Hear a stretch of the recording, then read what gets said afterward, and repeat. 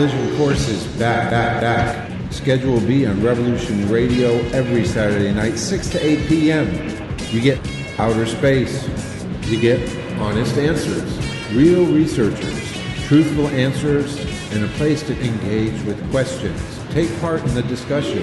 Revolution Radio on freedomslips.com hosts Collision Course every Saturday from 6 to 8 p.m. Eastern, 5 p.m. to 7 p.m. Central, 4 p.m. to 6 p.m. Mountain Time, and 3 p.m. to 5 p.m. Pacific Time.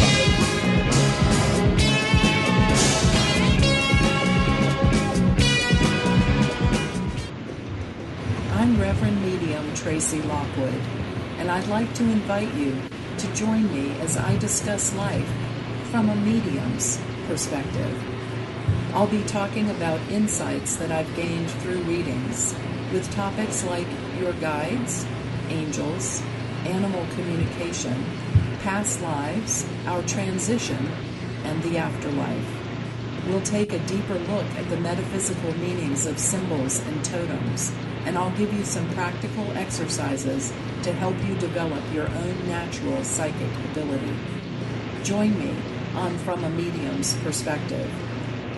The opinions expressed on this radio station, its programs, and its website by the hosts, guests, and call-in listeners or chatters are solely the opinions of the original source who expressed them. They do not necessarily represent the opinions of Revolution Radio and freedomslips.com, its staff, or affiliates.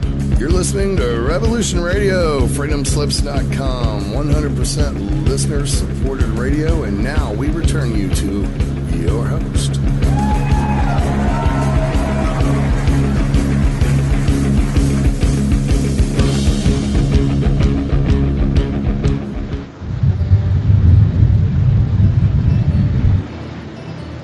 Well, it's time to stumble down the road with host Bridgette Lyn Dolgoff and co-host Jenny Vaught as they carry stones, dig holes, and wield their shovels along the way. On Revolution Radio at freedomslips.com. This is not a seated event as they talk, run, stumble, carry, dig, drag, laugh, fight, sing and pray, dance and kick and scream, and oftentimes fall.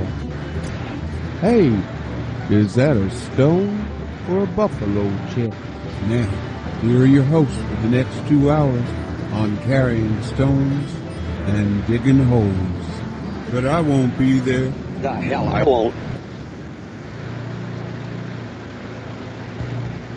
Hey there, everybody. I notice I have a lot of static going on in the background here.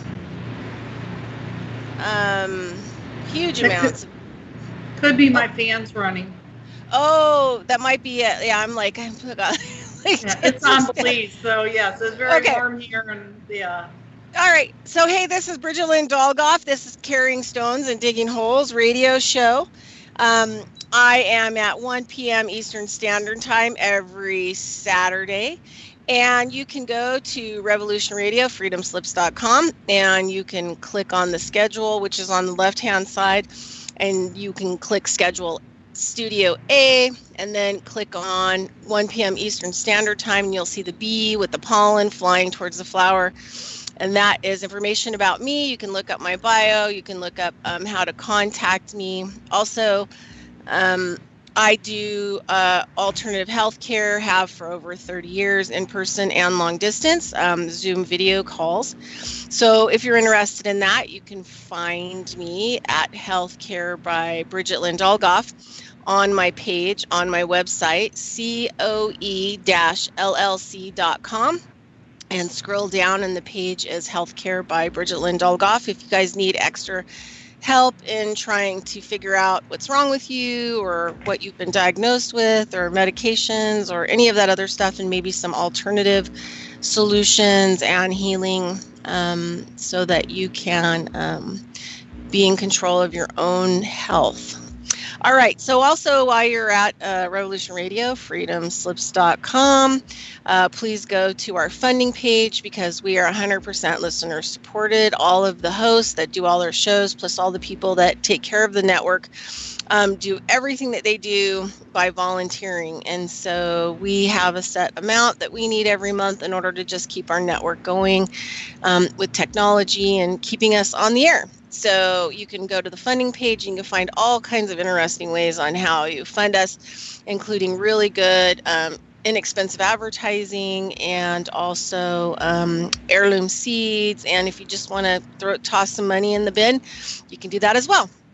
All right, so today I have a person that I been doing flybys by on Skype. And I think I originally got into personal contact with her through, there used to be a Skype chat room called Divinity Infinity or Infinity Divinity or something like that. And I'm pretty sure that's kind of maybe where we met. And then so periodically we pass information by and then, do a drive-by. But I've never really actually been able to have a long conversation with her. So I invited her on the show so we can talk about her and the work that she's doing and have a conversation about that. So she has her contact information, and also where you can find out about her project is purpleparadiseresort.com. And we will, add that in different places in the conversation. And the person that I'm speaking with is Nicki Love. And if I'm right, you're in Bimini, right? I'm on Belize. Oh, Belize. Okay, sorry, I got that wrong. Central America. It's okay. Okay, so she's in Belize. So, Nicki Love, so would you like to give us whatever kind of a background about yourself that you are wanting to talk about that also has helped to lead you to where you're at now? Oh my gosh. I really don't know how I became aware, except it shot out of my mouth over 20 years ago about building an underground community. And at the time it was because there was a fear factor in me, fear energy, which is now gone. But that was the first thing. And my friends looked at me like I was from another planet, which I kind of feel like I am. But but it grew from there, and I never ever lost that vision. And in 2011, I started energy clearing, and I'll give you some background in a minute. But I started energy clearing, and the more that I did energy clearing, the more open my awareness became. And the visions just started flooding, and a lot of it just shoots out of my mouth when somebody will ask me something, or I'll ask the universe something, and it comes. It's either in a vision or I actually feel the words. It's incredible. And that's how it expanded, because I didn't know about the resort until I think about 2005 or 2006. Before then, it was just an unconditionally loving community. And then I'm like, you want me to do what? So that came about because I asked somebody, I asked somebody, I wonder how people can come to come visit us and see what an unconditional loving community is like and how we function and get along. And that's when the resort was also born. So. Okay, and so then what happened? Then you moved? You found the location? Yeah, that's like a really loaded. I found out through a revelation that blew out of my mouth in 2011 that the first one would be built on Belize. I didn't even know where Belize was. All I knew about Belize was people like to vacation here. And I knew that they had ocean. Everybody calls it an island, but it's not. It's a throughway between Mexico and Guatemala. It's mostly English speaking, but there is a lot of Spanish. There's Garifuna, there's Creole, German. But anyway, so I knew 3 years before I was able to move here that this was going to be where the first resort it will be established. So where were you at before? South Carolina, USA. Oh yeah. All right. Well, that's good. There's parts of South Carolina that are fairly conscious.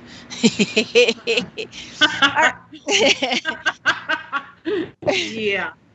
So, you know, I've never felt like I fit in anywhere, and this vision is part of me. It's who I am. I'm an unconditioned loving being, and I feel that I was incarnated that way. And I didn't understand it then. I also have empathic abilities. Didn't understand those either then, but through the energy clearing, it has become I've become very aware of it.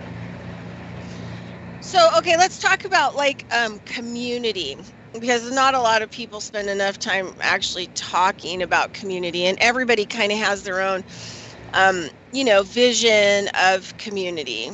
I myself personally, I've been on 27 different communities. I've been asked to come to communities and help build core food productions and heal the land.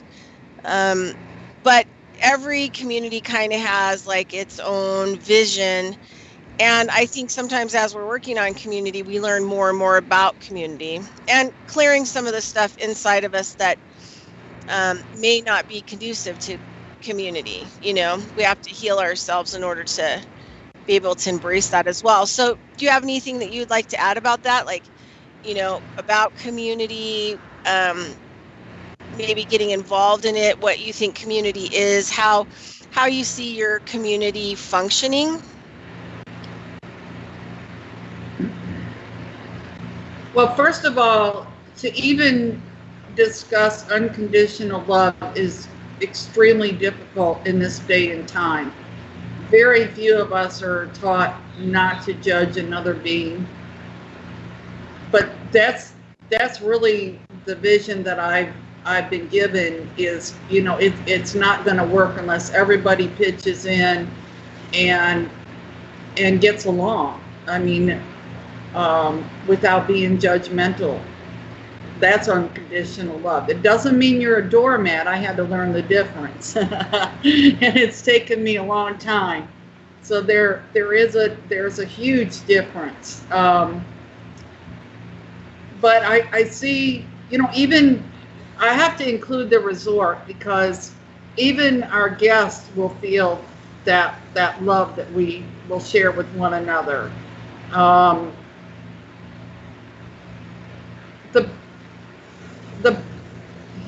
Gosh, that was a loaded question, Bridgette.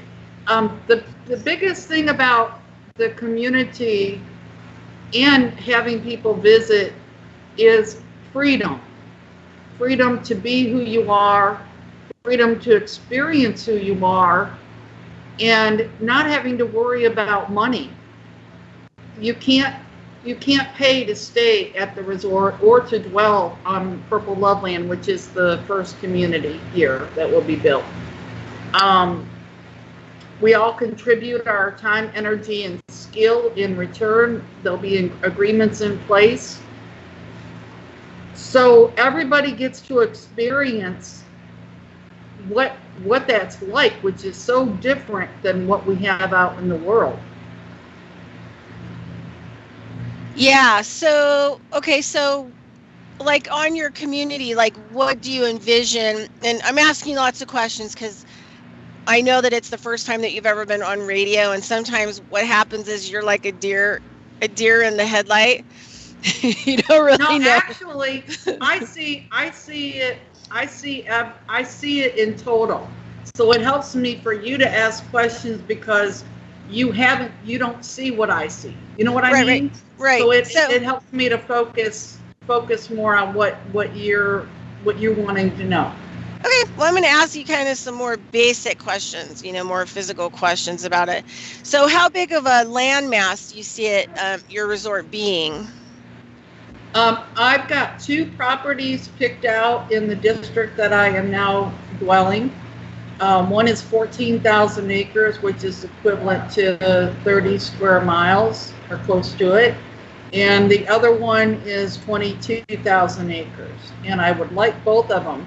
One has oceanfront and airstrip, a wonderful area for aqua hydroponics, and very few dwellings on it. I think there's like 3 or 4, 5 buildings. I think there's 5 buildings. So lots of room to do whatever we want. It's got mountaintop as well as savanna, so good for dairy animals and chickens and goats and sheep. And I'd like to have a dog rescue because there's a lot of stray dogs down here. And then the other property is 22,000 acres, and it's a coconut tree farm. And you being a healer, you know what coconut oil can do. Yes, I'm a coconut oil nut job. Oh, well then we resonate on that level as well. I cook with it. I use it as my conditioner for my hair, kind of like a hair gel. I use it on my body. It also repels mosquitoes. I put some in my coffee because it protects me from Alzheimer's. Not that I have any fears of anything, but you know, why not? And it doesn't take away from the flavor. So yeah, that's why I want the farm. It also comes with all the what do you call it? The cold press equipment. Oh, that's awesome. That's amazing. So basically you have an island orchard, and your orchard that you have that's already established is coconut trees. Well, yeah, that it's not an island though. It's on. Oh, it's a bypass kind of. No, okay. Yeah, because Belize has a lot of islands, but I didn't want to go that route. For one thing, they're small, and you know, it's not like we want to pack everybody in there because we plan on. The vision is that we're going to build these all over the world. I'd like to start with tropical locations, and then hang on just 1 minute. One of my friends is really having trouble finding me or finding us. Okay. All right. Well, go ahead and do that, and I'll No, I got it. Okay. Yeah. All right. So I should probably actually do research on Belize because I guess I don't really know much about it either. Well, I can tell you that the population is 300,000. There's Mennonite communities here. There's Mayan. Basically, you know, the main culture, I guess, is Mayan. Where I am, it's Garifuna. We just celebrated one of their holidays last month, I think on the 21st. And oh my gosh, people really know how to celebrate here. It's really incredible.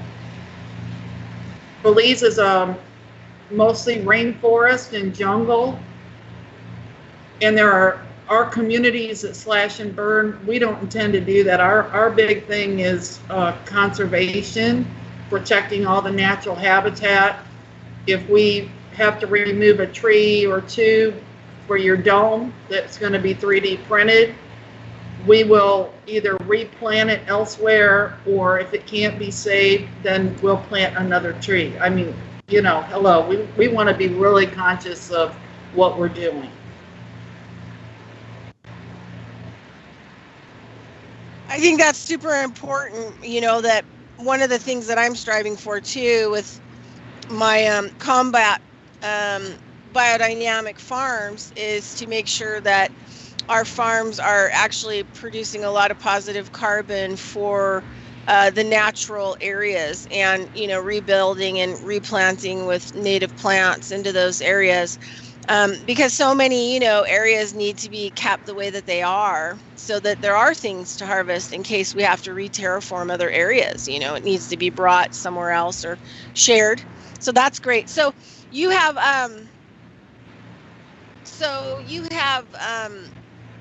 your idea of housing is going to be domes, and you're planning on doing 3D printing domes. Correct. You want to tell us about the domes Sure. that you're interested in? Well, I designed the residential domes but I do have a friend of mine who's going to architecture school, who's supposed to be coming down here anytime now, and we're going to do an overview or concept of the entire resort. I'm so excited. Finally, things are starting to really rock. And so yes, because it's a CAD program, you just basically feed the information to the 3D printer. It takes 2 people to set it up and 1 to press a button, and it starts printing. So I'd like to have like 5 printers going at the same time so we can do more than 1 dome at a time. Yeah, that's really exciting. I'm not sure if we're going to be able to use hemp, because a lot of these 3D printing companies have their own product, but it will last for like ever. I also want to incorporate nano walls where you can just open up your whole room to the outside. The domes will be equipped with free energy and central air and possibly heat, but I'm not sure that's going to be necessary if you're near the ocean, or because it stays pretty warm here. I mean, today I've got 2 fans running. I only have air conditioning in my bedroom. It's kind of expensive to run it here, but we want comfort. This is not tiny domes. The smallest design I have is for a beachside cabana. It's 1,664 square feet, and for residential domes, they go up from there to over 5,000 square feet. It's whatever you need. Take to print a 6,000 or 1,600 square foot dome, do you think? Pardon me? How long do you think it takes to print a 1,600 square feet dome? Probably less than 2 days. No, really? Yeah. Yes, ma'am. So They're very quick. Wow, that's just unbelievable. You can have a home in 2 days. Well, at least a it cover. It won't be totally finished, because then you still got to run your utilities and stuff. Right. Wow, that's incredible. So what do you think that the materials that you're going to be using, or what kind of materials are you seeing that you have options for creating the domes from 3D printing of now? It'll be some kind of concrete product, but some of the 3D, well, there's 2 companies that I've really been interested in and kind of followed. They have their own proprietary patented product. So I don't know what that is. Okay. But I do know that it's strong. I know one of them, a dome will last at least 500 years. So, and if we can include some hemp fiber, oh my, we're talking, basically just indestructible. And the thing about the nano walls too is they make a hurricane proof. It's like a window door. They're like accordion. You just open them up. It's incredible. And you can see that on the website, on the Resort Technology page. I have all kinds of videos in there of stuff that I find of interest and things we want to incorporate. Great. So that's purpleparadiseresort.com, and it's the technology page in case anybody out there is interested in seeing the research that she's been doing for interest for her Purple Paradise Resort and community. Okay, so how long have you been on the island, kind of preparing? I'm not on an island. Oh, I know you're not on the island. I'm sorry. All right, that's okay. That's my wordsmithing. I want to correct people, because Belize is not an island, but there are like 300 or more islands on the outskirts. This is like a 26-year-old vision. Well, that's when it started. And it's, like I said, it's grown from there. Okay, so how long have you been on the island? Like, oh, okay, doing all the research and putting things together? I've been on Belize. Oh, I've been researching for years. I mean, I've started designing this in the early 2000s. And then I was doing square homes, like, residential, regular, square type, rectangular type homes. But then I graduated to domes. It just makes sense. They're hurricane proof, fire proof, weather proof. I mean, hello. They're basically impenetrable. So I've been down here for a little over 4 years. I've connected with a lot of people. I continue to network and share PPR with everybody. And there's a couple hundred people that are following, and mostly waiting for funding, which is a big deal. Unfortunately, it takes money to not need money. But my intention is that we'll be able to create a team of relationship builders and start contacting the companies that we want, of the products we want to use, and get like donations. So that's going to cut a lot of the funding down. Not all of it, but a great deal of it. Great. Okay, so tell me about like your food productions, like how you're gonna, what kind of food and the way that you'll produce the food, your ideas on that for your community.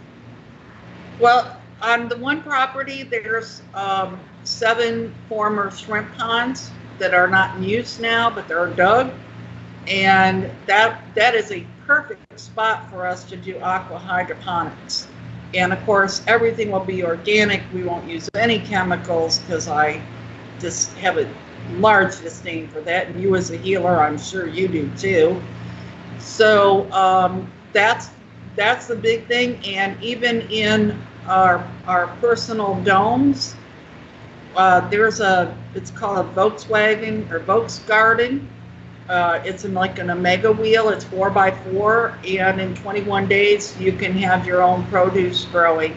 We're going to do fruits and vegetables. We'll have dairy animals for fresh milk, raw milk, cheese, butter, you name it. We'll make it. We'll make our own lotions and potions, medicinal remedies. We will only have pharmaceutical drugs if there is an emergency situation, because we're going to have a wellness center, wellness center that'll house a physical fitness gym, spa, indoor swimming pool, although there will be outdoor swimming pools, and I'll get to some of the amenities in a minute. All kinds of massage rooms. Like to have holistic and naturopathic doctors, holistic dentists, and nobody has to just sit and wait for a patient or a client, no matter what field you're in, whether you're energy healing or life coaching. When you arrive at the resort, after you've agreed to contribute your time, energy, and skill, whether you're offering a service or just offering your time, energy, and skill, you're going to download an app either in your phone, your laptop, or your tablet. That will give you an overall map of the entire resort. And you'll also be able, say you want to get your hair styled or cut or whatever, you'll just go to that database, look up hairstylists, and there's going to be a list of beings that are offering that service, and you'll see who's scheduled, who isn't. You'll read their bio, you pick who you want, you text them, and within 15 minutes, if they're scheduled or on call, they're supposed to get back with you, and then you all talk about when's the best time to get together. So nobody's sitting around. So you might be playing putt-putt golf, or you're in the playing in the water park. You still have to answer if you're scheduled as promptly as possible.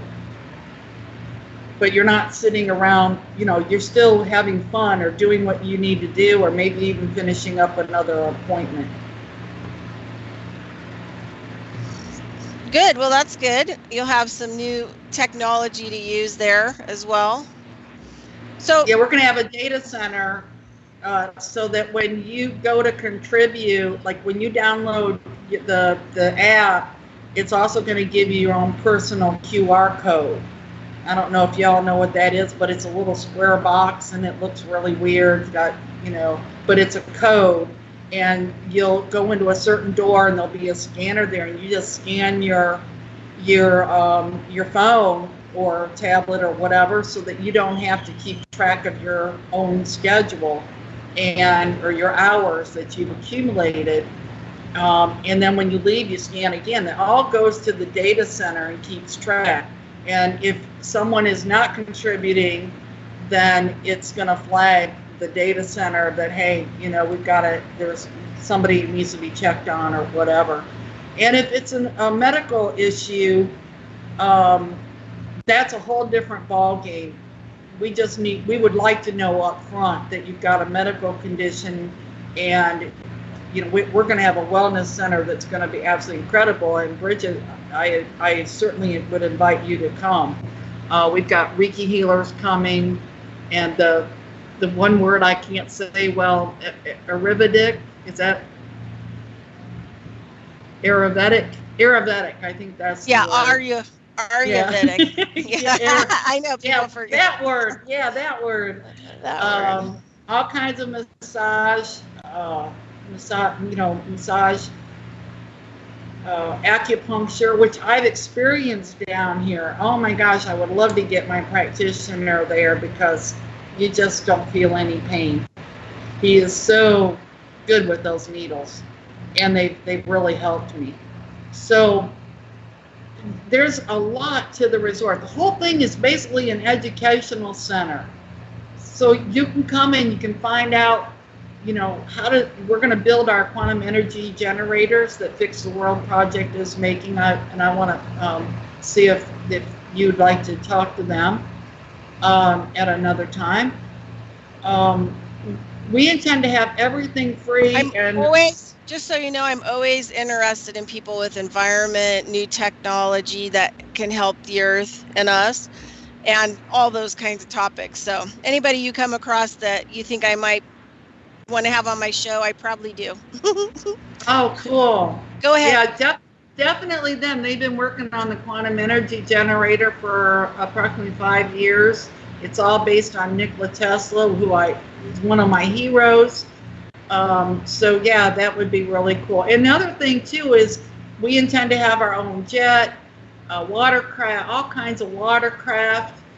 Everything will be retrofitted for the quantum energy generator. So we're running on electric and not pumping money into the oil companies anymore. And protecting the environment at the same time. Yeah. So can you tell people what's really changed about your life since you've, kind of found something that you're kind of passionate about and that you're working towards? Because one of the projects that I've been working on probably since 2003. And so people always laugh kind of sometimes, because they're like, well, if it hasn't rooted yet, maybe you should give up on it. And it's not something I'm going to give up on, but I'm passionate about it. So I'm constantly, working on it wherever I can. And so when you're working on a long-term project like this, do you want to talk about how it's changed you and just some of the most, amazing things that you've come across? Because there's always those, light bulb moments, when you're putting together a community. You want to talk about that a little bit? Okay. About, passion and getting up every day and, doing it kind of a thing also. Yeah, I spend a lot of time networking. I publish a newsletter once a month on the 15th. And if you go to purpleparadiseresort.com, a box or a form will pop up. You can just fill that out.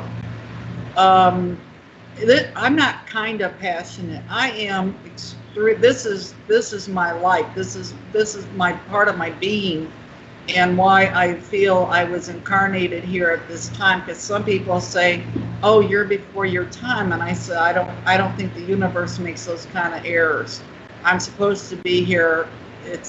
There's so many of us ready, and you know, I'm on Facebook periodically, and there's a lot of communities developing similar, but with some differences. I think Purple Paradise Resort, and I don't say this foolishly, I think it's going to be the first cashless resort and community. And what I mean by that is there's no money that changes hands, absolutely no currency. But as you contribute your time, energy, and skill, you do build up points toward crypto, because I'm really into cryptocurrency. And that'll help fund whatever you wanna do outside the resort. But so how has it changed me? I honestly feel, now that I know who I am, I feel like I'm more loving than I ever was before, because I understand it now. I don't let people cross my boundaries without saying something very kindly at first, and if I have to, I'll get a little more powerful, or bold, I guess is the right word.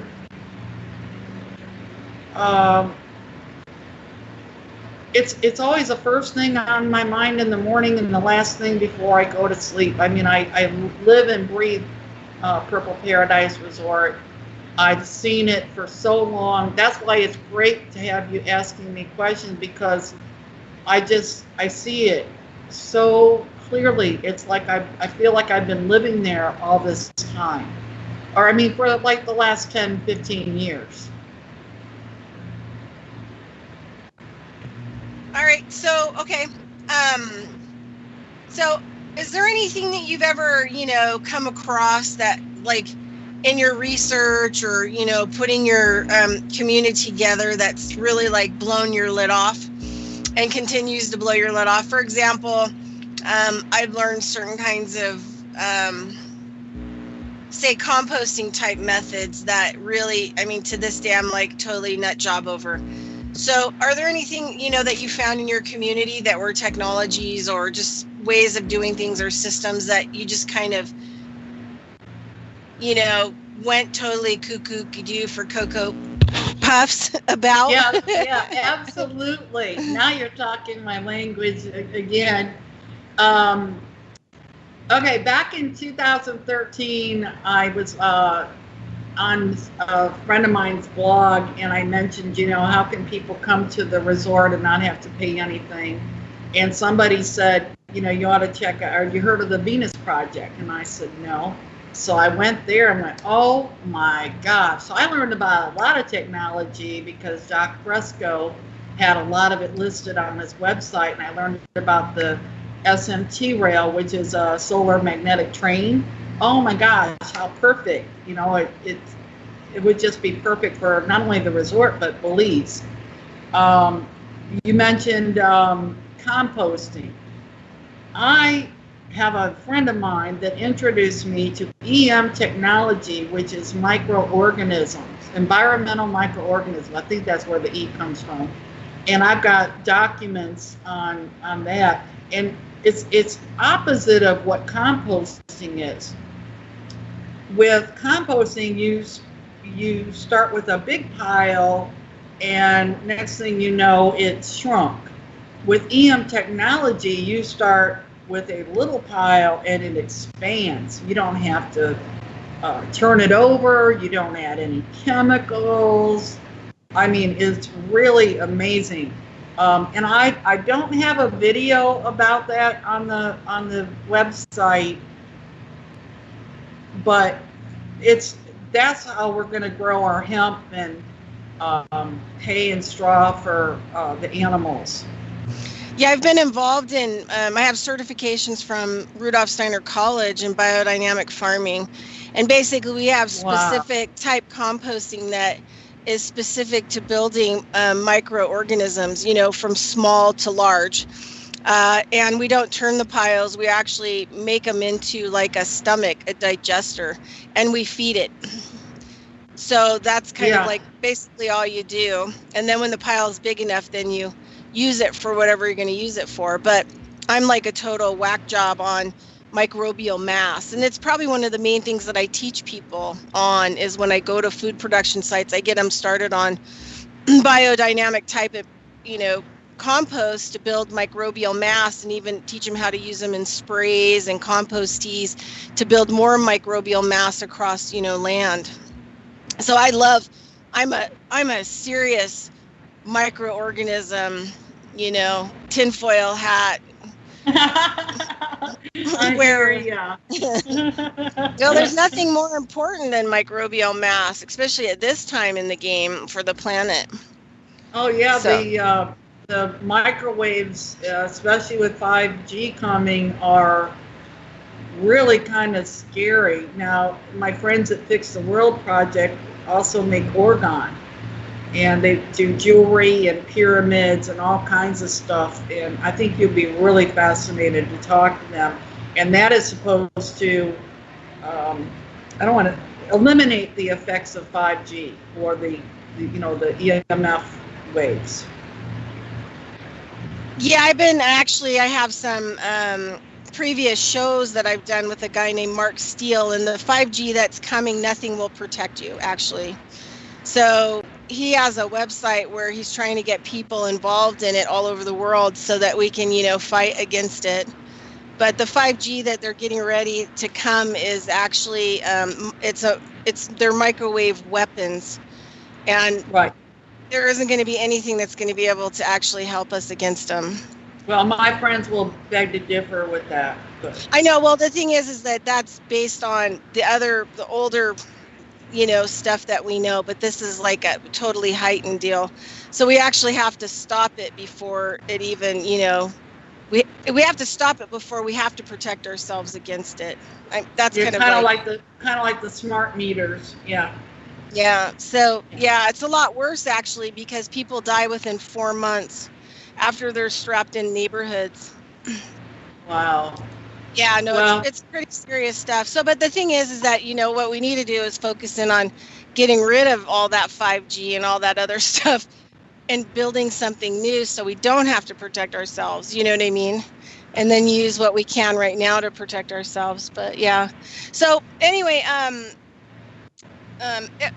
what do you think is going to be one of the, most interesting components that you're really excited about your community, your resort?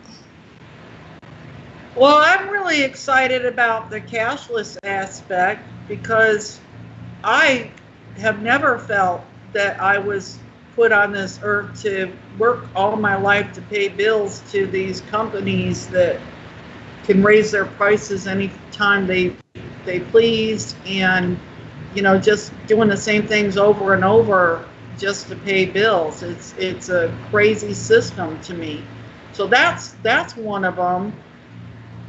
There's just so many aspects to the resort. Like, you might order food at your dome from the restaurant and a robot will serve you. Because my thing is to cut down on labor so we can actually enjoy ourselves. I don't know about you, but I kind of forget what it was like to be a kid and playing on the sand pile. And of course, we're going to have some really cool, fun stuff besides the water park. There'll be camping, biking, hiking. I'd like to have a couple roller coasters and definitely a kids park attached to everything will be in a smaller scale. It's not going to be like, you come for a day and you do nothing but play, because you have to contribute your time, energy, and skill. But we want to have enough amenities where everyone can enjoy something without getting bored. I think that's really important. And to remember what it's like to be children and have fun. Like the community side will have a Purple Loveland Center where they can have parties, we have a game room, swimming pool, all that kind of stuff. But then the resort will also have conference rooms, ballrooms, the swimming pool, besides the water park. That'll be a little bit separate. We'll have, you can go swim at the Dolphin. You can reserve a yacht for a party. And everything will be captained, especially the watercraft. And if you leave the resort, all the vehicle, you'll have a driver, because that's just the deal. I mean, that way you can just have whatever kind of fun you want. You don't have to worry that you won't get back home. Okay, well, that's pretty exciting. That way, I can have a couple margaritas and not have to worry. Oh, I'll be right there with you, baby. And I have a recipe for a couple purple ones. Oh, good. You're already starting. Oh, You're yeah. already starting to celebrating. Okay, so tell us, so you were talking about people, like celebrations.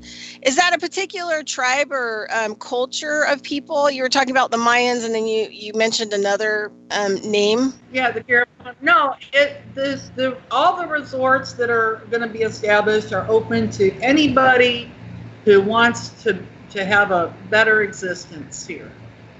Okay.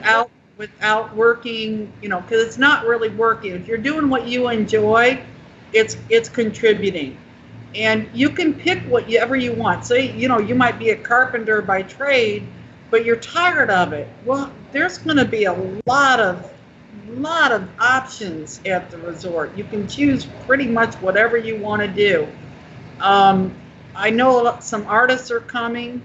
Yeah, that's wonderful. I love art, sculptures, the whole shebang, but that's not going to provide for the sustainability of the resort. And eventually we'd like to get there where all they can just focus on what they love to do. But in the beginning, obviously we'll be contributing more hours, and we'll need, skills like finishing the domes and things of that nature. So technology is a really big deal, because at the tech center, we're not only going to be producing the quantum energy generators, but you can invent your own things and work with engineers and robots to create them. So so hold on. So there's, for people out there that are listening that aren't aware of it, there's some new words that are popping up into the system. There's contributism. Contributionism. Yeah, contributionism. And those are new words for the public that, in case you don't know, and it's a new way of, living in a lifestyle where you contribute to your community, and there's no money that's moved away. So it's based on what you contribute, and then what your community contributes back to you.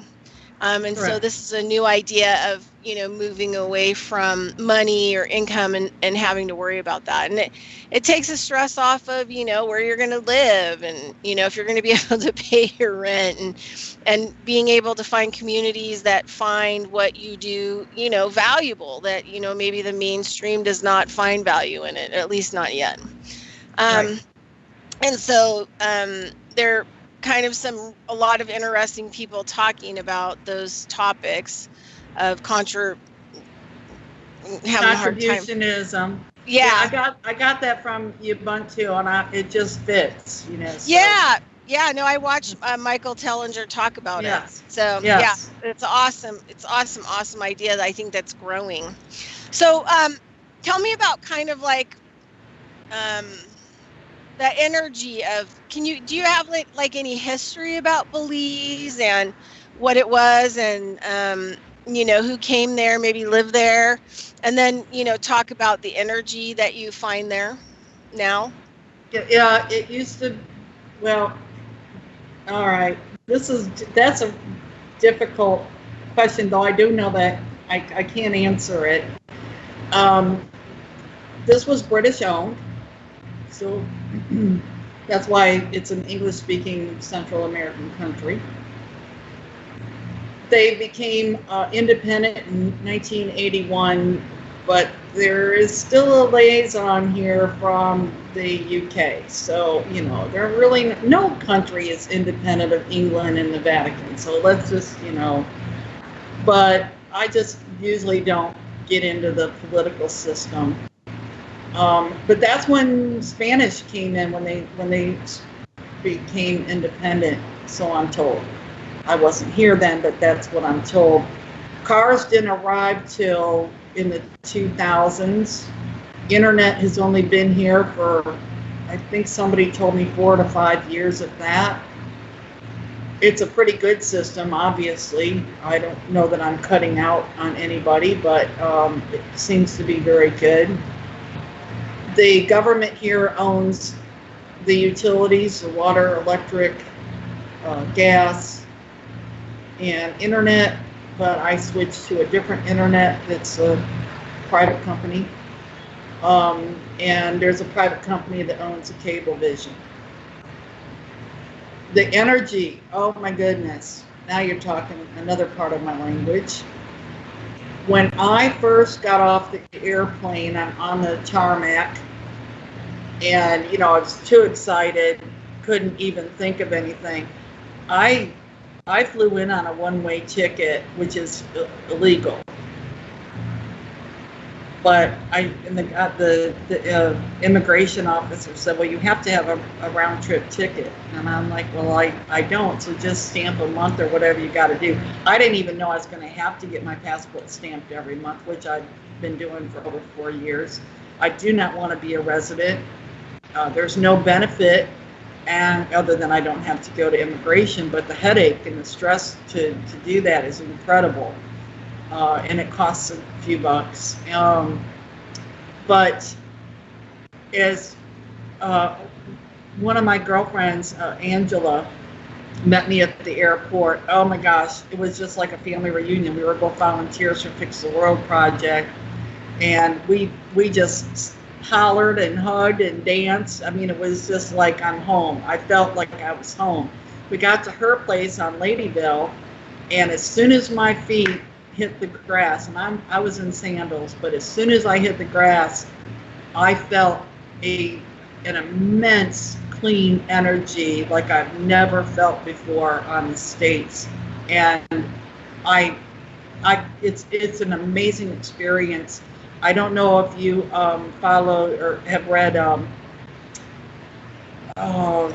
what's it called, the Celestine Prophecy series. Yes, I have. Oh, okay. So, you know, Mr. Red, I want to say Redmond, but I don't think that's the right name. I can see his face and I can't think of it. But anyway, he talks, or, you know, the books are about synchronicities. And they happen all the time. Like yesterday, the day before yesterday, I was thinking about a friend of mine I hadn't seen like in months down here. And I'm walking down the street yesterday, and there he is. And I'm like, oh my gosh, I was just thinking of you yesterday. Sometimes it's faster than that. That's just an example.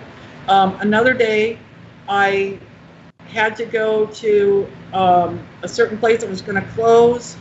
And I walked out. One of my friends who drives a cab says, hey, Nikki. And I went, hey, I need a ride. It was just, you know, it was like 3 seconds when I determined I needed a cab, and he showed up. Not the cab, I mean, cabs are plentiful down here. And I live in town, so I tend to walk or use a cab. I'm so tired of the bus system because that's how most people get around. And I did that for over 3 years. So, yeah, I'd rather take a cab if I'm not going to walk. So is Belize just a place of tourism where people visit to vacation, or does Belize produce something? Obviously, there's land there that they were producing coconuts. They export a lot of citrus, which breaks my heart because I can't find Valencia oranges. However, they are on the resort property. They manufacture their own beer. I do not know if it's sold outside the country. There's very few imports. There's no no franchises, no, big franchises like there, and there's no fast food in like Burger King or McDonald's, which is good because the stuff that people eat here are bad enough, but full of hormones and stuff. There are some organic meat places, but I don't partake in that anymore as of 6 years this month, or 7. I've lost count. What else? Coconuts. Oh, juice. They manufacture their own juice. I think you might have seen Marie Sharp's or Hot Mama's hot sauce on the States, but I'm not sure. But they make that here. In fact, Marie Sharp's is right here in Dangriga. I visited the factory. It was pretty fascinating. All right. Oh, hey, we're going to commercial. We'll be right back. Everybody, 4 minutes. Okay, I'll be right back.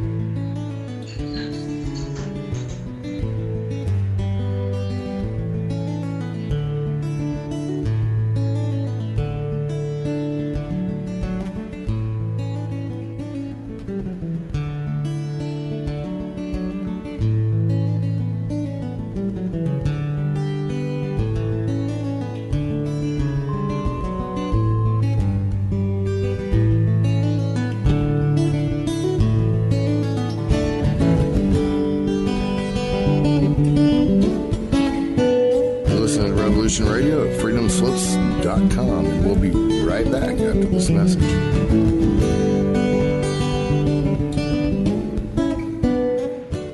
Hello, all you good-looking people out there in Revolution Radio. This is Mario. I invite you to join me Thursdays at 6 o'clock for This, That, and the Other. It's a show about you, it's a show about me, but ultimately it's a show where we try to have a little bit of fun. We discuss important topics, and we do our best to be apolitical. So I invite you, put on your favorite pair of comfy sweats, your smoking jacket, and grab a beverage of your choice, and join me Thursday evenings at 6 o'clock for This, That, and the Other on Revolution Radio.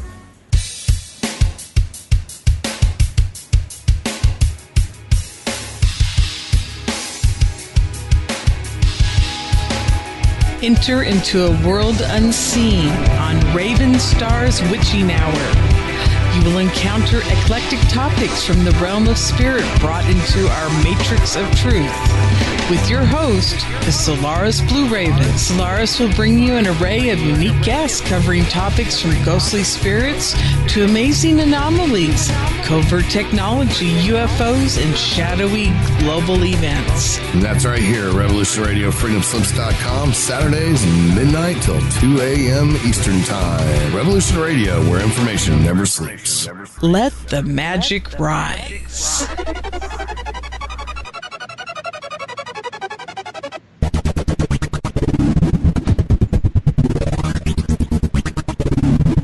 From the astral realms to the physical plane, the halls of power to the walls of home, the multiverse to the innerverse, all will be haunted by the ghost in the machine.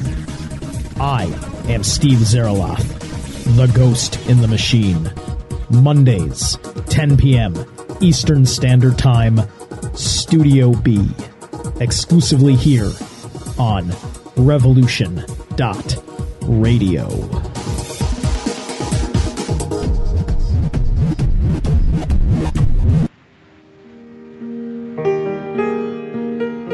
This is Barbara DeLong, host of Nightlight Radio, inviting you to join me on a cosmic journey, exploring a metaphysical montage of spiritual material, covering everything from the mundane to the magical, UFOs to unicorns, and everything in between, including spiritual readings for those who seek enlightenment. Let Nightlight provide you with equal measure of light, with love and laughter, insight, wisdom, and inspiration. Monday nights, 10 to 12 p.m. Eastern, right here on Studio B, Revolution Radio at freedomslips.com.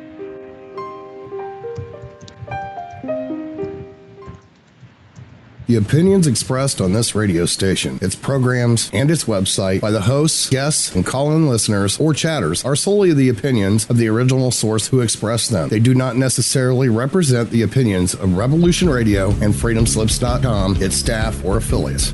You're listening to Revolution Radio, freedomslips.com, 100% listener-supported radio, and now we return you to your host.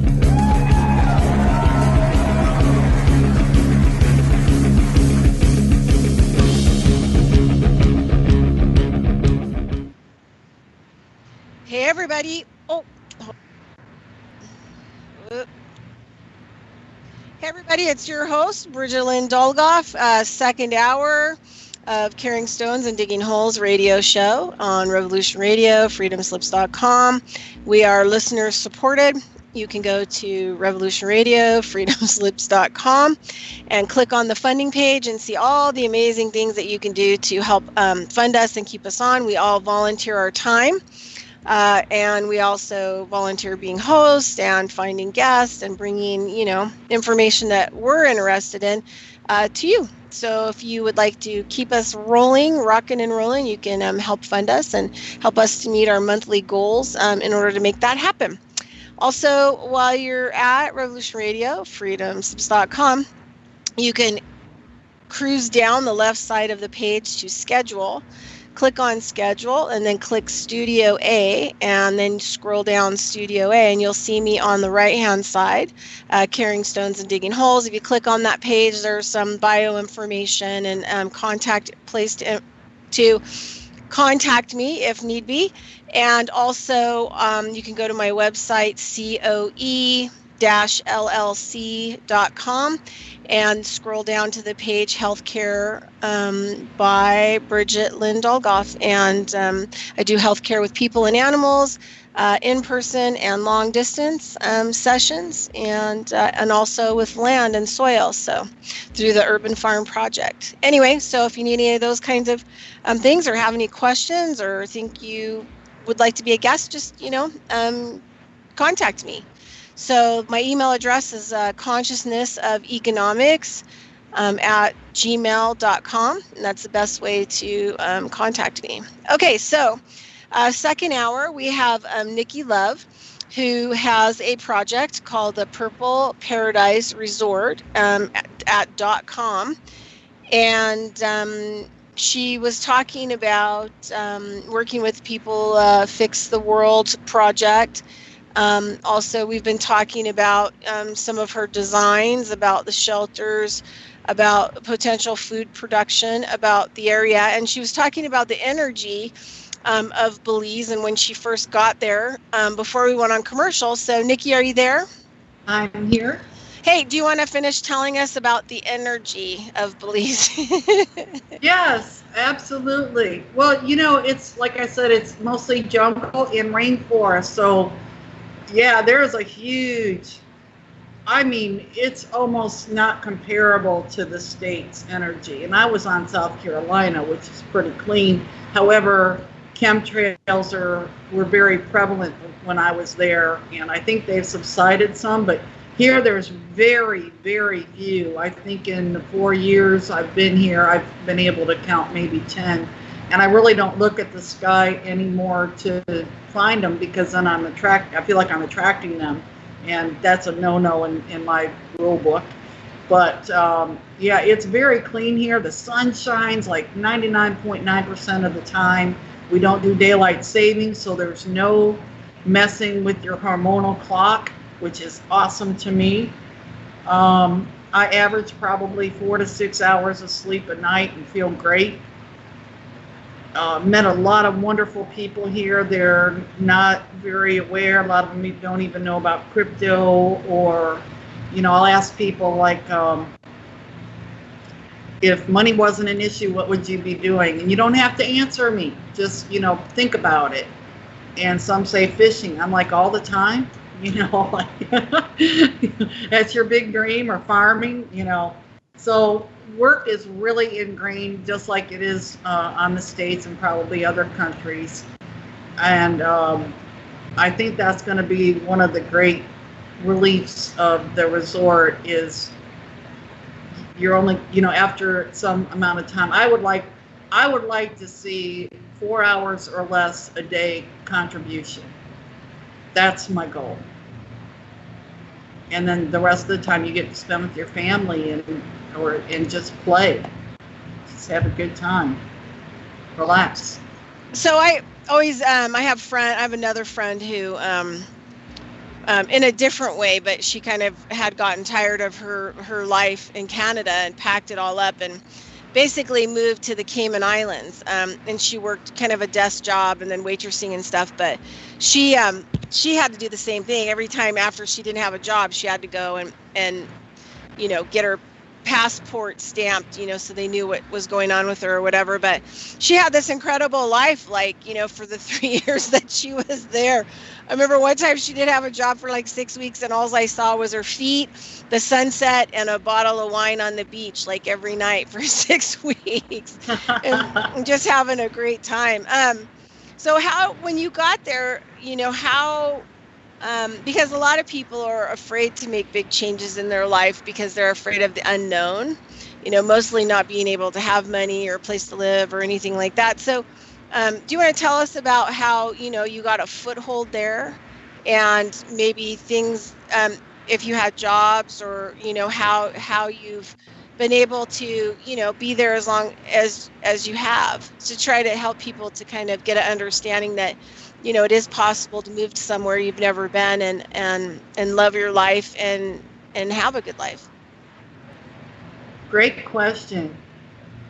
I had no idea where I was going to live. I just knew I was coming.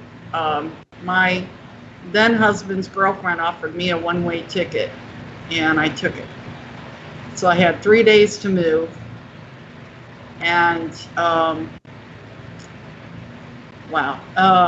I came to Cayo, San Ignacio, because that's where my realtor was.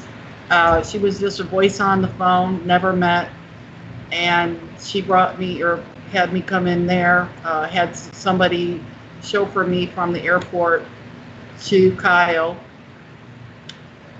Stayed at a small place for 2 days, and then I moved to a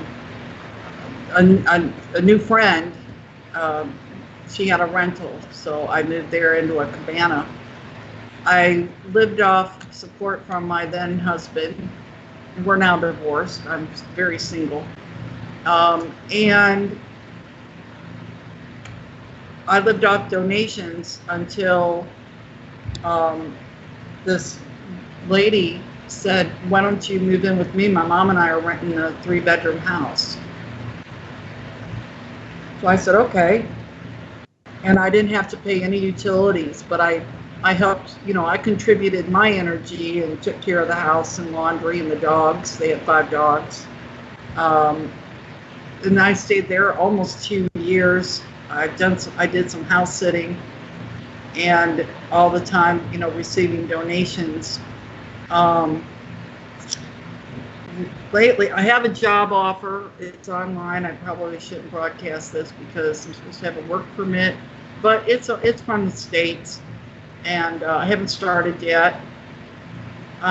Waiting for word right now on funding. I know I'm jumping subjects, but yeah, it's been a really incredible experience because I learned what it was going to feel like not to need money. And sure, when Immigration Day came around, I used to freak, like, where is the money going to come from? And it always showed up, just, like clockwork, but it was like always at the 11th hour. So, I've had time to get anxiety and freak out. There are fresh produce markets here. I really miss the one on Cayo, on San Ignacio. They have a fabulous market, and the farmers come in on Fridays and Saturdays with freshly cut lettuces and all kinds of vegetables. down here, I can get what I want, but not everything that I was able to buy up there. I'm like 2 hours south of where I used to be, but the ocean is about 2.5 blocks away from me. So that's the perk. Plus the 2 properties that I want are in this district. So on this district, that's another one of my pet peeves.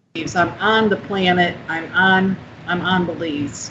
I'm not in. There's a couple connotations with that, but I won't go into that now. Security has never been an issue, although the place that I'm renting is gated and fenced. I don't live in fear. I'm aware of my surroundings if I'm out at night, which is rare anymore, but if I am out at night after dark, I either have friends that walk me home, or I just come home by myself. I say hello to everybody. Like I said, I'm just aware of my surroundings and who's there. I just haven't ever had any issue here whatsoever. And that's probably the biggest question, Bridgette, I'm asked is, Belize is a small country, so when something happens here, it's broadcasted like it's the worst thing that can happen. And if you compare statistics to New York City, which I realize is much bigger than Belize, has a far larger population, to here, crime is happenstance. I think people get blind to that. Here, it's heart-wrenching when it happens. And I have had some friends that have lost their lives here, which is just tears me up. But I never originally saw that we were going to need security at the resort, but a lot of people said, I'm not coming if you don't have security. So we'll have Purple Paradise Guardians.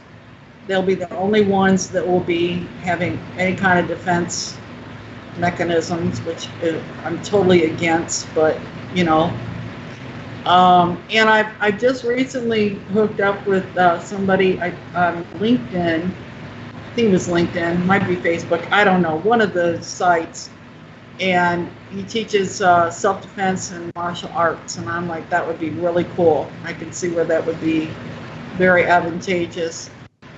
But I just see peace, love, and harmony. That is really the purpose of Purple Paradise Resort. So, okay, so have you guys had any direct hits from hurricanes or any kind of hurricane stuff that's come by? I'm always interested about hurricanes because I've never been in one, but it's interesting, how people deal with them that live in hurricane areas.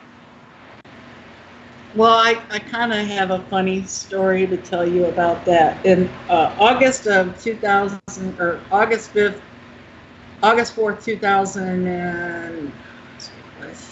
2016. Yeah, 2016. A hurricane came through. And I was living on Cayo. I was house sitting. And I was raised on Ohio. We always had tornado warnings. I mean, spring and fall, we were in the crawl space. And I always remember my parents saying, we got to open up certain windows on each side of the house, and that included in the crawl space to make sure some vents were open and some were closed. So I've never been through a hurricane, ever. I mean, I lived on flat land. We didn't have, Lake Erie was the closest, and we didn't have to worry about it from where we were. So I never thought about shutting the windows. I get up at like 5 or 6 in the morning and everything is soaked. There's leaves in the house. Oh my God. I was like mopping up the floors. I mean, it got clean, but I just had to laugh at myself going, duh. And there was a river and it never even got to the house, but we were watching my neighbors' houses really carefully because it was coming up. But it didn't do as much damage as they anticipated. There were some businesses downtown San Ignacio that had like 3 foot of water. So they were closed for a little while, but most of the businesses knew what was coming, and they got everything out of there or put it up high. So yeah, it was kind of like, it was freaky because I just never been through it.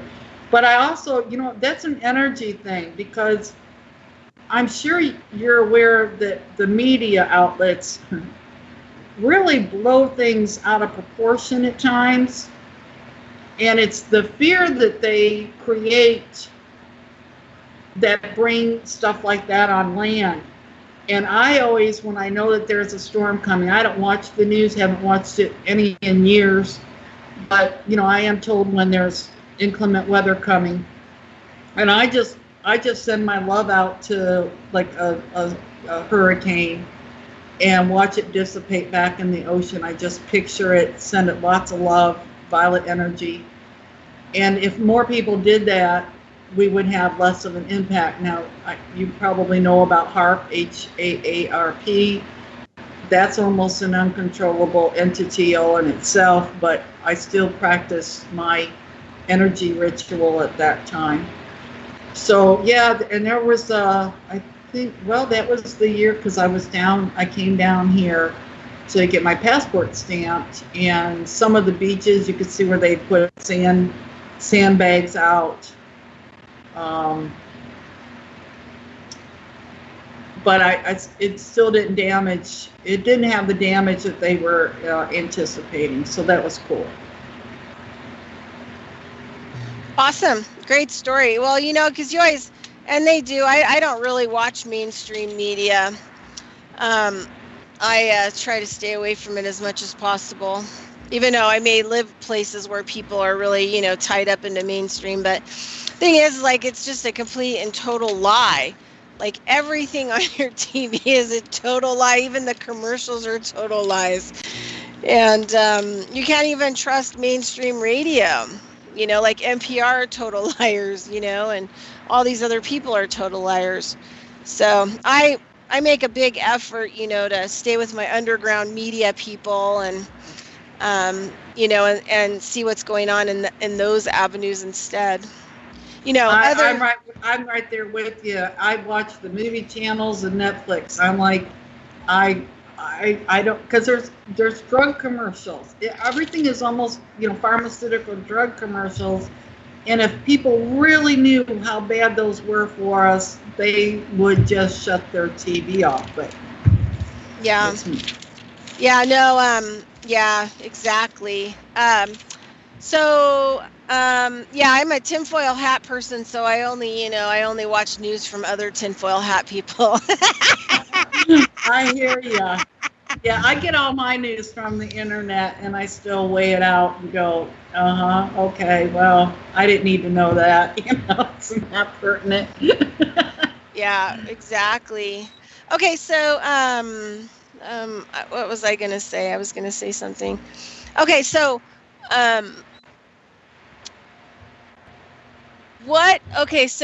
funding is always one of those tricky things, isn't it? Funding is tough. I've been on the funding battleground for a long time. So for listeners out there, do you have any suggestions, like, if they are passionate or they have a dream, how to, try to navigate funding, funding areas? And then also maybe you might want to talk about, on the backside of that, what kind of funding pages and stuff that you have where people could, fund you or help you. Yeah, well, I would like to rephrase that. Purple Paradise Resort is not about me. I'm just the conduit between the universe and the world to provide this change of life, this world-changing event, actually. Yes, on the website there is a funding page. I accept Bitcoin. If you want to do other cryptos, just get in touch with me. There's a QR code there, as well as a typed out code that you just copy and paste. As far as funding, oh my gosh, since I broadcasted or published the website in 2013, I think about 7 beings have pledged funding, and last year we're still waiting on the one from last year. But I'm in touch with another being that says it's going to be soon, So I just keep doing what I'm doing. Okay, well, do you want to talk to people out there who, because I always get questions too about funding or how I do funding or how I found certain kinds of funding. And so do you want to talk,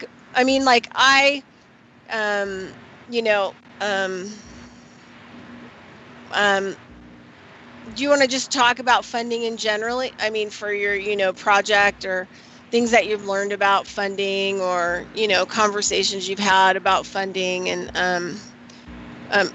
kind of in the funding arena, just because, people want to know,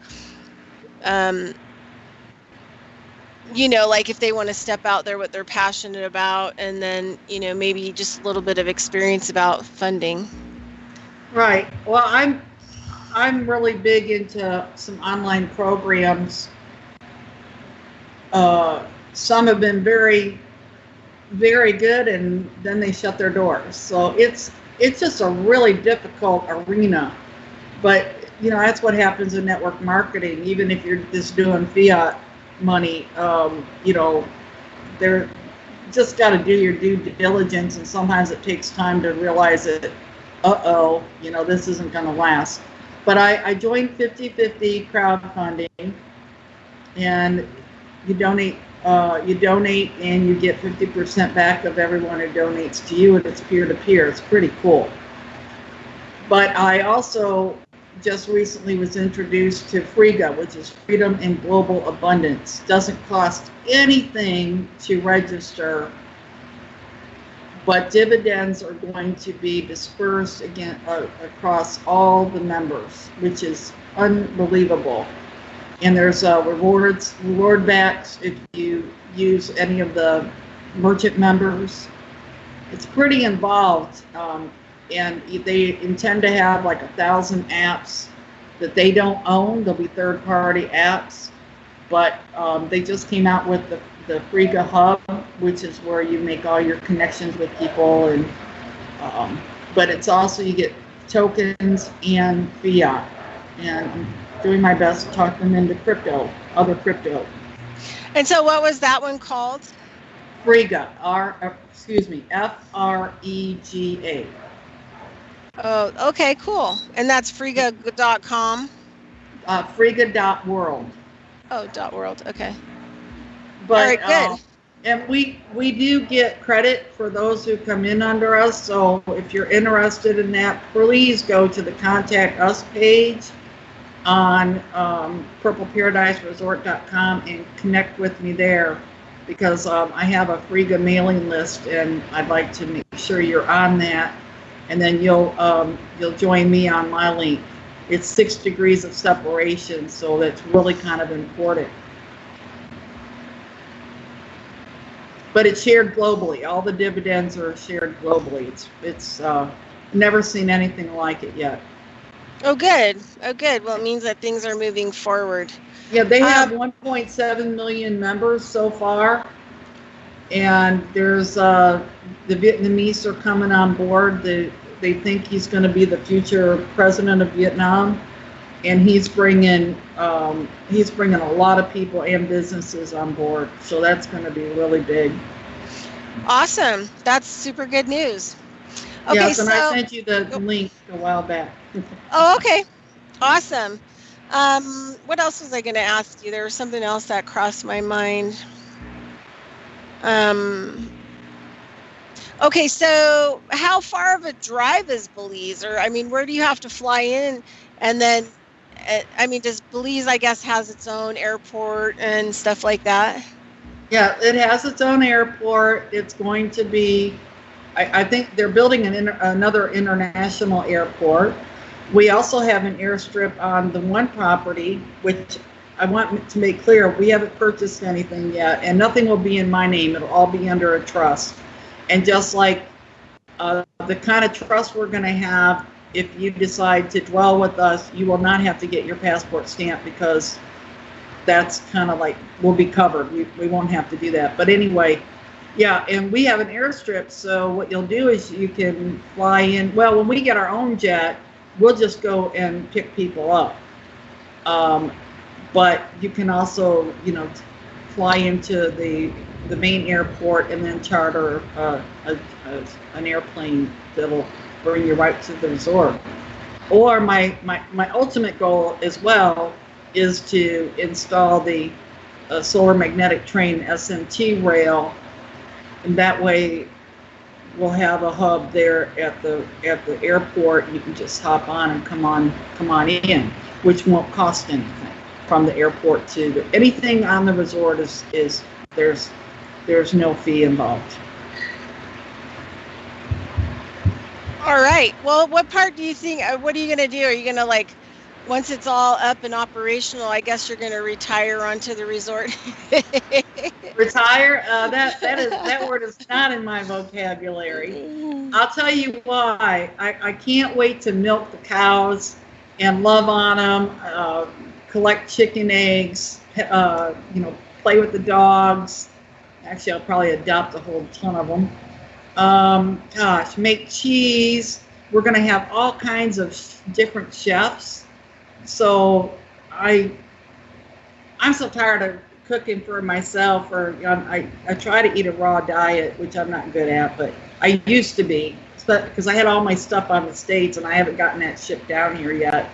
But the big, I want to do it all. You know, I want to have my hands in everything, and just, you know, I live on my computer, and yes, I will still design when someone says they want to dwell.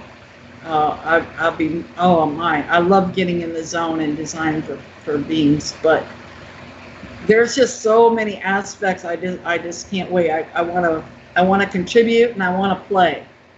I wanted to talk a little bit about the awareness, education, and healing that we intend to offer.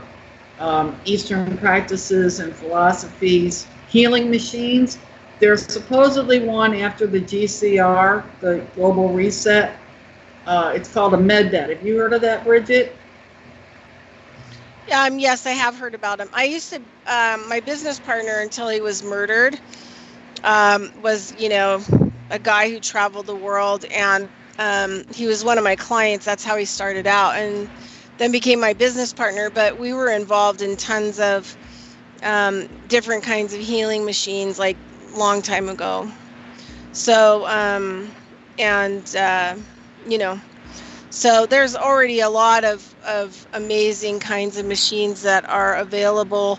I mean, in some countries you can't buy them, but that can heal just about anything already. So, yeah, so a lot of people are really interested in a lot of the, you know, health technologies, I guess, and yeah, hopefully they'll start getting released. Mm-hmm. Yeah, that's number one. I mean, if you're not feeling good, everything else is just, you're struggling, you know. And the MedBed that I'm talking about is supposedly alien technology. Like I said, not going to be available until after the GCR. I really don't know what money has to do with it, but that's what I'm told. And it'll basically regenerate your body back to a 30-year-old. So, and it heals everything. It corrects your DNA, from what I understand. So those are some of the things. Nikola Tesla had designed and patented many healing machines we don't hear about very often, but my friends, you know, I'm in that, well, you're in those circles too. We're going to have, I'd like to have nonviolent communication classes. I think that's really important, especially when you have a lot of different personalities. And by the way, a friend of mine who's a life coach is going to be with us as soon as we start building. So when all these different personalities come together, she'll create a cohesive unit with all of us. So that'll be really cool because there's people coming from all over the world. So, okay, so let's see. So what kind of diet? I mean, you guys going to have meat or no meat or vegan or raw or dairy? Well, if you have cheese and stuff, that's more vegetarian. Right. It's more vegetarian and fruit, and we'll have meat alternatives because there's some people experimenting with seaweed and doing different flavors that taste, as far as I know, I haven't tried it because I'm not in an area to go harvest seaweed and practice. I'm not a chef like that at all, but there's a lady on the Netherlands who has a restaurant, and as far as I know, she created a seaweed dish that tastes like chicken, and she was working on steaks. So that's something. And I also have a video on the Resort Technology page where these guys smoke watermelon. They peel it, they dry it, they score it, and when they're done, it looks like a roast or a ham. I have no idea what it tastes like because they do add herbs and stuff, but I can't wait. I'm like, that's exciting to me because watermelon is extremely healthy. That's a trip. Yeah, you'll have to check out. It's on the I will have it's on the to check Resort that Technology page. It's near the bottom. I also have in there's a pizza machine from Italy, and you put in all your fresh vegetables, and in like 20 minutes it makes your pizza. And that's it's like a vending machine. Of course, ours will be free, but you can, for other businesses and stuff, you can charge. But I thought that was cool. For drinks and stuff, there's also a kind of a drink robot. It's a box, and you just put in your liquors and tell it what you want, and it makes it. So anything we can do to reduce, human labor, I'm all for it, as long as it, it's beneficial to everybody. The aqua hydroponics, the hydroponics itself will be automated. So there'll be machines that rotate the plants because there's seven ponds, provided we get the property that I really have my heart set on. So we'll have people that will be checking in. All the seeds will not be planted by machines. We will do that ourselves, so our energy is there. We'll have Reiki healers and any energy healer that wants to participate, and we will, purify the soil that way with our energy, and then plant the seeds. So that'll take, some human effort, but what a human effort that'll be, right? Did I answer your question? Oh, sorry about that. Hey, I was muted. I'm unmuted now. Okay, so let's go back to talking about those domes. I was kind of like thinking about kind of like the beginning conversation about those domes, and then they get built in 2 days. And then do you like put insulation in them, or that's built into the material. Mm-hmm. Some of them are going to take more than 2 days because they're bigger. So obviously the bigger. I don't just the one cabana, the 1,664 square foot cabana, it is a circle. The rest of them are 2 or 3 or 4 domes that they flow together. So it's like if you've got 3 kids, you need 4 bedrooms. You'll have a bigger dome than like me, because I'm single. I'm only going to have 1 guest room, because any spillover that you have they can stay at the resort. That's what the resort's for. So you don't have to have a ton of guest rooms. So do you build like a platform for them, or what's the base like? It'll be a foundation, concrete foundation or whatever product, because that can all be 3D printed as well. And then you let that cure, and then you just let the printer go to town. The one printer, it's called a D-shape. It created all the cavitations for the utilities. Now, I'm not sure about the Avis Core one. I don't know why it wouldn't do that, but I haven't seen any dialogue to that effect. I've written to them, and it's like jumping through hoops. But I'm really excited about the Apis Core. It's Apis, APIS-COR.com, and I also have a video from them. I think they built a dome. I'm trying to remember what size it was. I think it was in meters, so I can't translate that or convert that right away. But I think it took them a week. So even at a week, I mean, you still have to do your finishing, your cabinets. But a lot of that can be 3D printed. The framing, even furniture. If you're not one that has to move everything all the time, we could have it 3D print your couch, and then we just make cushions, because we're going to have a sewing center as well. We're going to make our own clothes out of hemp and bamboo, cotton. So you can find pretty much anything that you want at the resort. Some of it you'll be allowed to take home, some of it not. Well, that's pretty cool. So do you position, will the domes have windows, and they put windows in them, and then you just put windows in that open and close, or after it's up, or? Yeah, after it's up, then that's when the windows go in. And like I said, if you look, there's also a video from Nanowalls, and you can see, and they make them for domes as well. You'll see how they open and close. It's really an incredible product, and I think I'm not sure when they came out, but I've only been aware of them for maybe 3 years, and I have yet to edit or revise my designs for them. But yeah, and they're hurricane. They do make a hurricane proof, which only makes sense. Domes are smart because the heat and air are dispensed evenly. We may not even need heat and air, but I'm like, well, if we're going to do this, I'm not going to do anything halfway, so let's just put in the central heating and air system. Like I said, we don't get cool weather here, down here on Dangriga, till February, March. And I think last year I wore warm clothes maybe 5 times, but my body tends to run warm. But, unless I know some friends of mine that they run cold, so their dome will definitely have central heat. But I also want to put fireplaces in, and we can 3D print hemp logs, so we're not out cutting trees down. I think that's a good conservation as well. Well, that's kind of cool.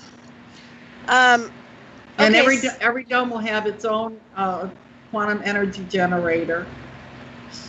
And somehow we'll have free internet and TV and all that jazz. And I've had friends that say, well, I don't want a TV. And I'm like, then don't turn it on. But when you're not here, because in order to to dwell in a dome on Purple Love Land, you have to be there 9 months out of the year. I mean, that's because why waste it? But those 3 months that you're not there, if you do it all at one time, take a 3-month vacation, then we reserve the opportunity to have someone that's aware and wants to be there for whatever time to use that dome. And everybody has to take care of their dome like they own it. I mean, because basically they do, although it's all under a trust. Well, what kind of maintenance does a dome need? Not a lot. And the gutter system we're going to put in, I mean, you might want to check the caulking around the windows, like, a couple times a year just to make sure. But, with technology and the stuff that we can 3D print, I just don't see that that's going to be a big issue.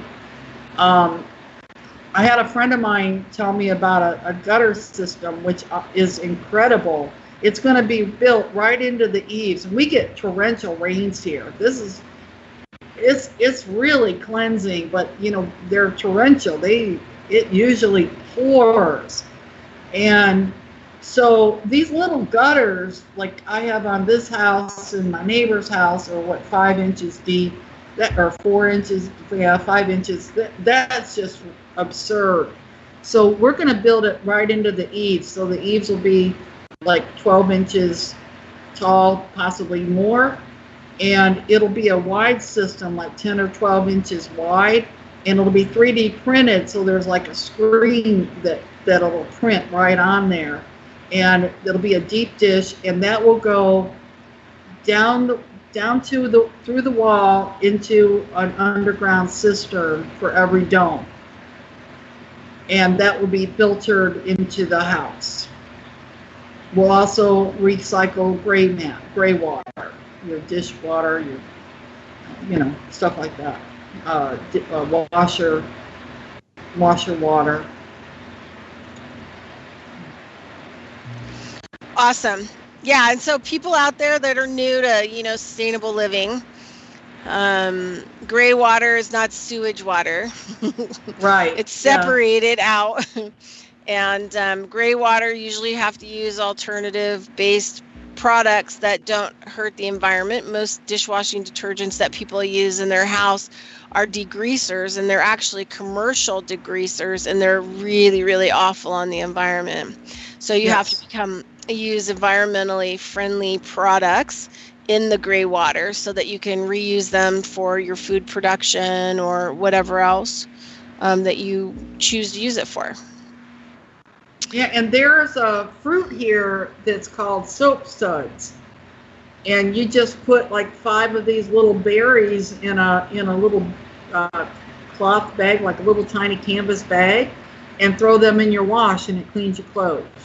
Yeah, almost every indigenous people had something like that. A friend of mine had sent me some soap nuts, and soap nuts do the same thing. You boil them down, and then you make them into like a detergent type stuff, and then you can put it in anything that you want. And I was looking at, there's a plant here in the desert, and it was called the soap plant by, the Paiute and Washoe people, and it grows indigenously. So they would have used that, you know what I mean? It's funny how people think that, the people that were here before us were somehow retarded or lame, and how actually smart they were, and how they had everything that they needed for antibiotics, for pharmaceuticals, for cleaning, for any possible thing that they had from their environment. And that's why they took care of the environment.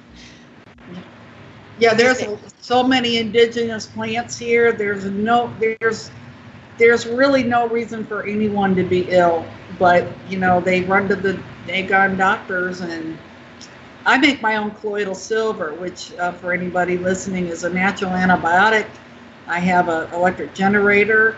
I have 0.9999 silver rods, and I use distilled water and make my own silver. It's good for just about everything. I purify my water with it. I have a big jug that I keep in the fridge, a pitcher, and I probably use 40 to 60 drops per pitcher. So that purifies the water because it is tap water. You can put colloidal silver in your eyes, your nose. In fact, when I have a sinus infection, I snort it. It burns like crazy if I have an infection. If I don't, it doesn't burn. You can put on cuts and bruises. In fact, they soak burn victims in it. So, good stuff. And of course, I'm an advocate for cannabis oil too. Me too. I made some from a friend of mine's medical crop. And guess what I use? I use coconut oil as the base. Did you really? That. Oh my gosh, we really have to talk, because I just learned that rather than using ethanol, you can even use pure tequila, the high grade tequila. And I'm like, wow, that sounds good to me. Yeah, well, you know what? I didn't use any alcohol in the making of it. I did it old school. Wow. I did it hands-on, double boiler, really slow cooking, monitored it. And it's very labor intensive, and did the leaf, all the leaf off, marijuana bud plants, but I took all the leaf off and made, a CBD, THC, coconut oil that it's bonded to. And so you bond it over a period of time, and then you don't really need the alcohol involved. So I did it like without the alcohol. Wow. And just bonded it to the coconut oil by cooking it for a really long, slow heat period. And then taking the mass and really twisting it, to get everything out of it once it was broken apart. And then you just put it in the freezer, and you let the freezer freeze the water part, and then you just scrape off the oil part that has all the cannabis in it and has been bonded to it. And then you just melt that a little bit into jars, and then you're ready to go. I mean, it's pretty labor intensive, but I'll tell you something about this this cannabinoid and coconut infused oil is I can use it for anything. I can use it on top, internal, and me and my dog take it. And I take about a quarter teaspoon every night, and I sleep like a rock. And a lot of my, I'd say, memory stuff, has been getting better. And my nerve response, or my twitch muscles, my reactionary muscles are getting better. They're getting more active. And my dog, she's like 9, and she looks like, she's reversing in age, actually, and she's getting healthier and stronger. And I give her maybe I give her 1/8 of a teaspoon every night, and then use it topically for injury, for pain, for soreness. I even use it for wrinkles on my face. Yeah, great stuff. Well, I use just coconut oil. That's my new moisturizer. When I had a dog, and I won't even go into that, but when I had her, she was almost ready to be switched to a completely vegetarian diet and fruit. Oh my gosh, she loved mangoes. I used to fix popcorn and cut up a mango. We'd sit and watch TV together and eat popcorn and mangoes. But I put fresh garlic in her food, very little dog food. Most of it was fruits, raw egg, coconut oil. She would not eat her dog food without coconut oil. She just wouldn't eat it. She was an amazing animal, but good stuff. Yeah, our pets are so important. And I also use cedar side on her to keep the fleas off. I used coconut and apple cider vinegar, but she really didn't like it. I don't think that I'm pretty sure that the apple cider vinegar the only kind I could get at the time was Goya, and it's very strong. One of my favorite stores here just started carrying the Bragg's apple cider vinegar. Oh my gosh, am I happy. I make sure I keep that stocked, because I drink it like almost all day. I just put a little bit in my water. Adds a little flavor, and I know it's very healthy. So yeah, good stuff. All right. Well, we've got probably like around, 5-6 minutes left of the show. Always goes by so fast. Is there anything that you actually want to talk about that you didn't get to talk about, or information that you think is important that listeners know about? And any other highlights? Yeah, there's another, what I feel is really important is there'll be no government at Purple Paradise Resorts. We have a visionary circle. If you have an issue, like you have a plumbing break or something, you'll have emergency numbers to call. But if it's something that's really not that urgent, but you feel it needs to come to the attention of the community, then you can call a visionary circle. If you feel that your physical self is in some way of harm, then you'll call the guardians, and they'll be right there. There'll always be somebody on call. Actually, they'll be in the guard station at that point. But Purple Paradise Resort is all about freedom, but it's also about self-governance and self-determination, stuff we're not taught when we're kids, which is really, really a shame. So you got to be self-responsible. It's like you can't go to McDonald's, pour coffee on yourself and blame them and sue them. That is not going to happen. As a matter of fact, you'll be waiving any rights to any kind of lawsuit because it just won't happen. We're not going to permit that. And everything we do, like your domes are going to be to the higher standards than even the international building codes. Belize they're not real big on building codes from what I've seen. You can walk into buildings and see wiring. It's like that wouldn't happen on the States. And nothing we do is going to be halfway. It's going to be, your appliances are going to be top notch. We're talking Electrolux, Wolf, Samsung, the best computers, laptops, best phones you can get. We're not playing here. This is not about, and I'm not knocking tiny homes, but this is not a tiny home community. This is a place where you can feel at home and relax and enjoy your life. Awesome. That's all good. So, do you have anything that you think is important to talk about? Like anything that, you feel like people and listeners should know, that may be important, at this point in time, or that you feel is important? Well, I think I covered some of it just there, but we need help. I mean, in the newsletter, I have a list of things that we really need help with, like media. A friend of mine one of our visionaries is going to donate the trust. I need a app developer. I wish I had the list in front of me. I meant to pull it up and it's not coming open. There are things that we need that are always in the newsletter, along with the fun stuff. Okay, and then, so let me maybe rephrase it. Okay, so you personally, at this point in time, what do you think is important for listeners to know? Like, sometimes I have people that say, work on your mental self or clean up your diet, or, any kind of thoughts that you have, maybe that you live yourself, that you think is important for people to know and maybe people to start doing, on a personal level. Do you have any advice? Well, I think I really started out with meditation.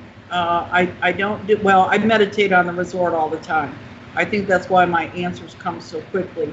But meditation's number one for a lot of reasons. One, it's calming. And two, you learn to control your thoughts a little better. And that to me, and there's all kinds of videos on YouTube. Find one you like. I personally don't like somebody walking me through the process, but I started off that way. I started off with instruction and then I just kind of do my own thing. But if you know me, I think y'all have gotten a pretty good idea. I'm so not normal, and I just run with what my intuition tells me.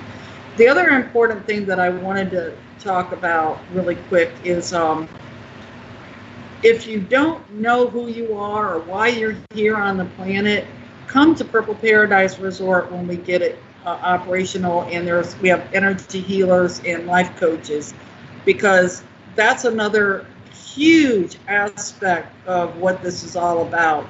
And you'll exist better knowing who you are, why you're here. Even if it's just to dwell on the resort, you couldn't have picked a better place, in my opinion. And we need help. We need you. You're very important. You're valuable. Don't let anybody ever tell you can't do what you want to do, as long as it doesn't harm anyone else. That's the other motto of the resort: do no harm.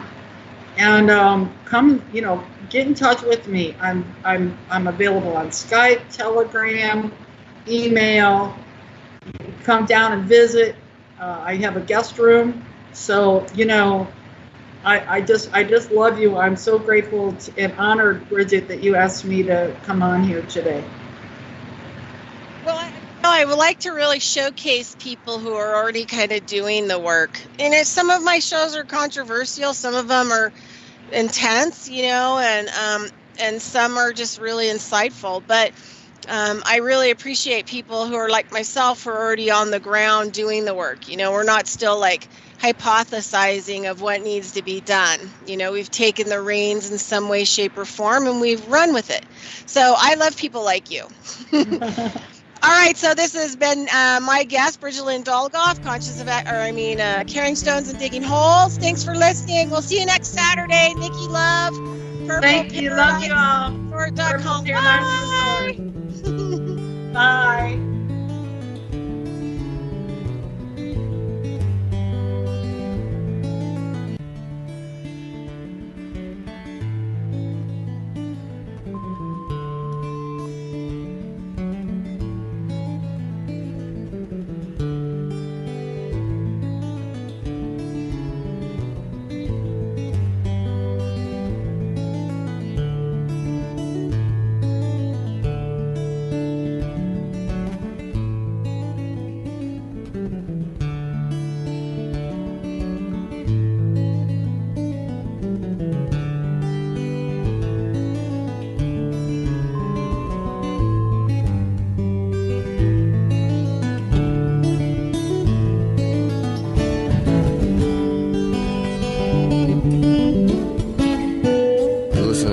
Radio at freedomslips.com, and we'll be right back after this message.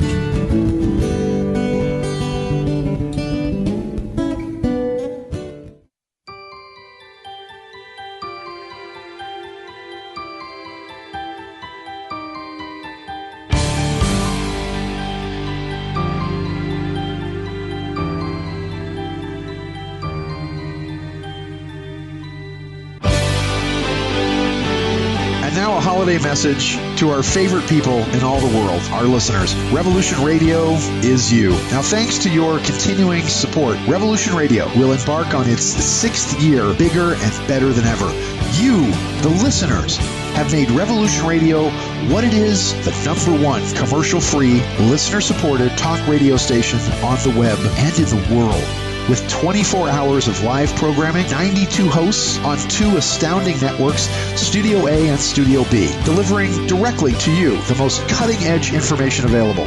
In fact, you, the listeners, have gone on to be some of our most popular radio hosts. You, the listener, offer feedback that molds our programming to appeal to our worldwide audience. In fact, you, the listener, provide us with eyes and ears on the ground to give us the inside scoop on stories the mainstream media fears to touch, reporting about newsworthy events in your area, and you, the listener, are the lifeblood of this station. And we thank you for being such a treasured member of our Revolution Radio family. And so this holiday season, from all of us to all of you, have a happy and safe holiday season, and let's make this new year a success once again together. Thank you.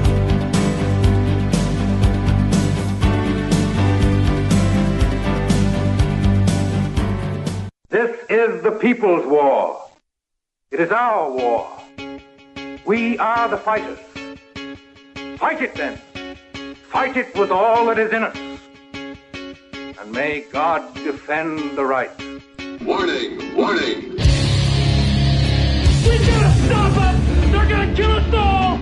See how the trouble you've started? Be they the government, be they industry, be they organized labor, be they anyone, or human beings. Time when the operation of the machine becomes so odious, makes you so sick at heart that you can't take part. You can't even passively take part. And you've got to put your bodies upon the gears and upon the wheels, upon the levers, upon all the apparatus, and you've got to make it stop. And you've got to indicate to the people who run it, to the people who own it, that unless you're free, the machine will be prevented from working at all. Revolution Radio at freedomslips.com, the #1 listener support.